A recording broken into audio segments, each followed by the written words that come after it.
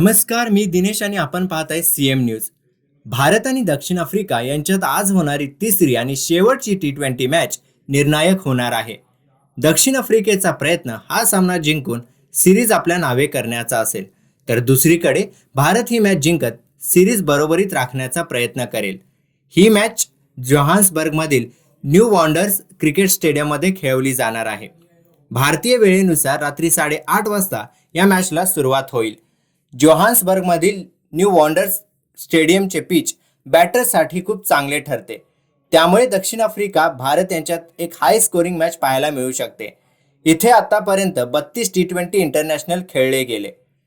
त्यात पहिली बॅटिंग करणारी टीम 15 तर दुसरी बॅटिंग करणारी टीम 17 मॅच जिंकली आहे. या मैदानावरील हायेस्ट स्कोर 260 धावा आहे, जो श्रीलंकेने 2007 मध्ये केनिया विरुद्ध केला होता.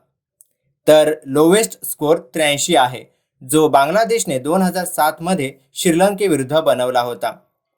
भारतीय टीममध्ये 1-2 नाही तर 3 बदल होण्याची शक्यता आहे.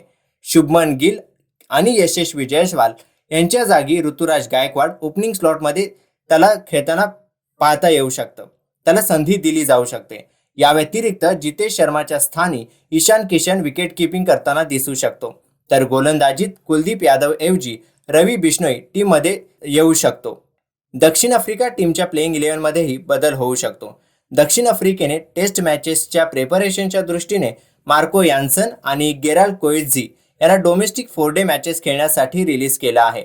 दक्षिण आफ्रिकेकडून नांद्रे बर्गर आणि ओटनियल बाटमन यांच्यापैकी एकाला किंवा दोघांना पण पदार्पणाची संधी मिळू शकते. या व्हिडिओमध्ये इतकंच, परंतु आणखीन अपडेटसाठी पाहत रहा सीएम न्यूज.